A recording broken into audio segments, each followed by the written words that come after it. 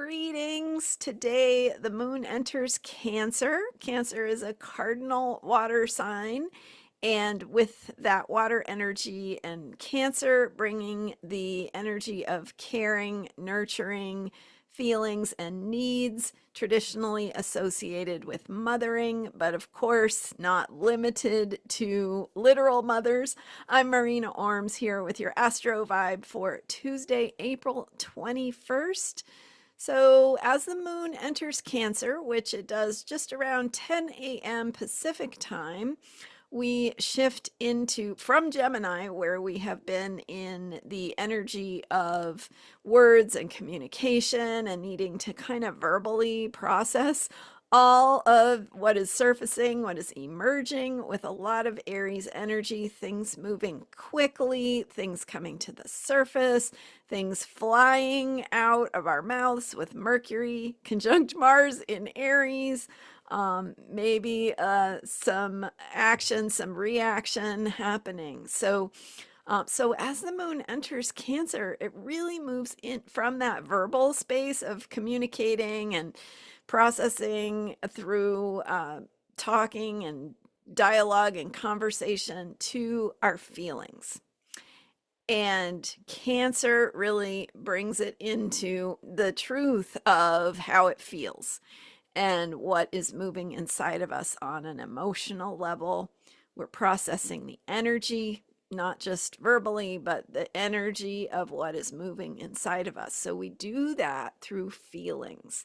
And Cancer is known to be an emotional sign. All the water signs are, but Cancer specifically is about our really our immediate human experience of feelings and emotions and energy. And so it's our own personal, very personal feelings and emotions. And so we process energy with the moon in Cancer, especially. We process energy by feeling our feelings, and feeling is healing. So when we have the experience of moving energy through experiencing our emotions, we can do the work of healing at deeper levels. We're moving that energy and allowing it to move and heal, which is exactly what we know how to do without even thinking about it.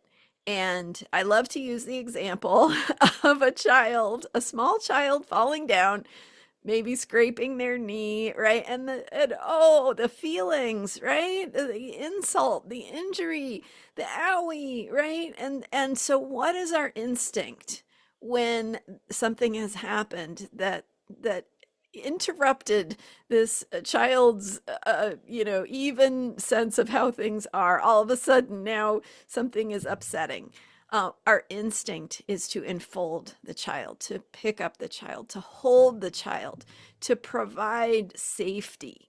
And that instinct to wrap our arms around a child that has just experienced something very minor, right? But traumatic in the moment. Our instinct is to hold and create safe space, because that child knows already how to move beyond this.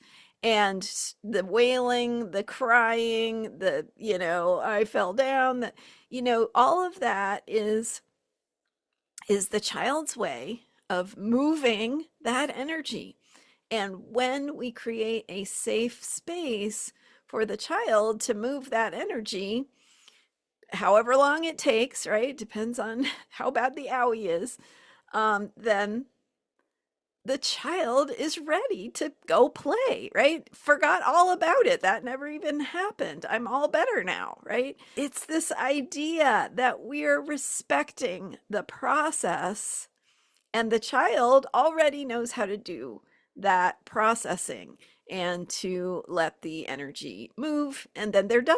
They did it. They're ready to move on. And of course we have traumas that go deeper and that we can't process for one reason or another. But if we can think for for our own needs about how to create that cozy, safe, nurturing space for ourselves to feel what we feel, to, to process, we already know how to do our own healing work.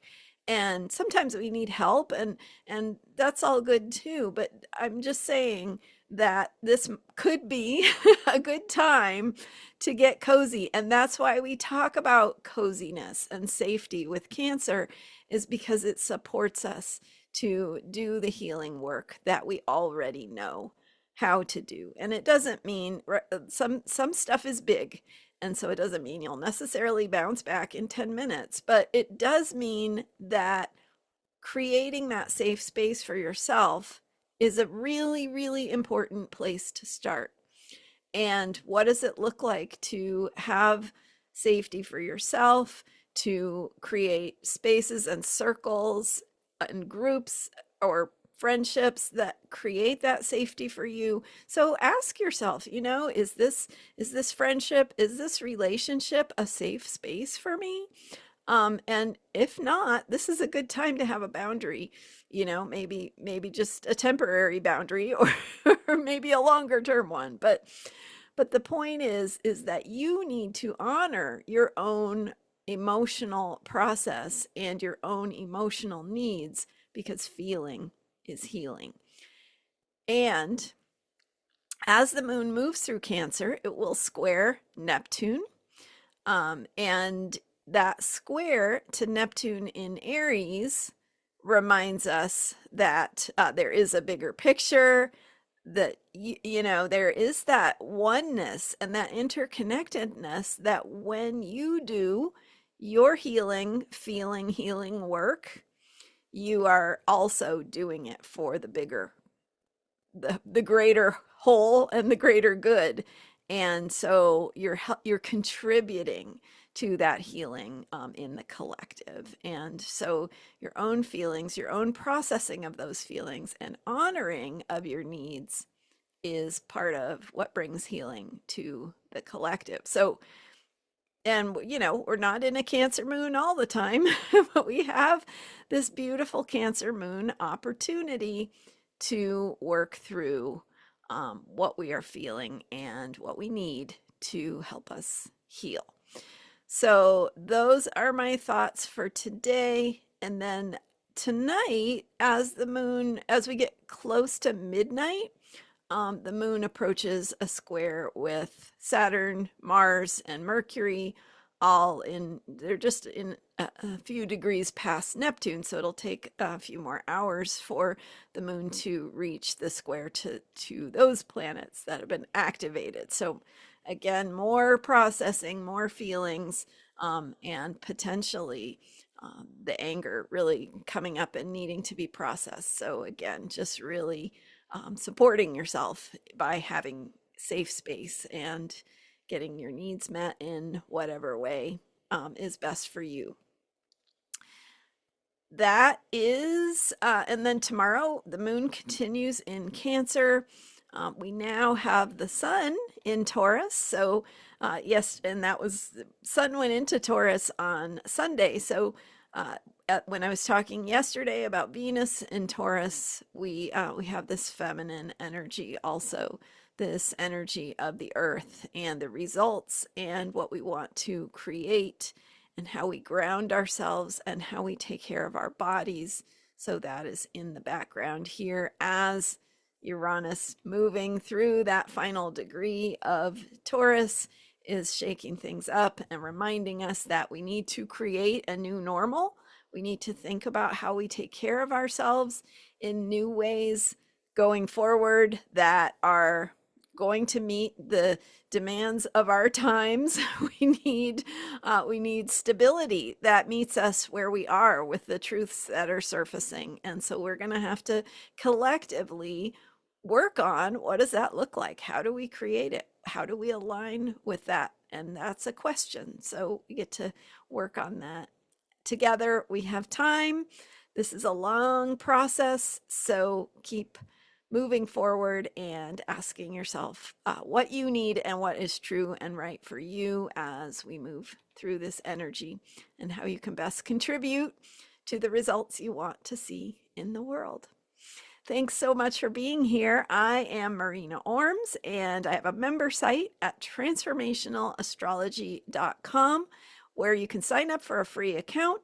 I have posts there and a paid membership where you can get discounts to my services and all kinds of great things over there. So check it out, transformationalastrology.com. Thanks for subscribing to this YouTube channel. I am so appreciative of your support, and I will see you next time. Bye for now.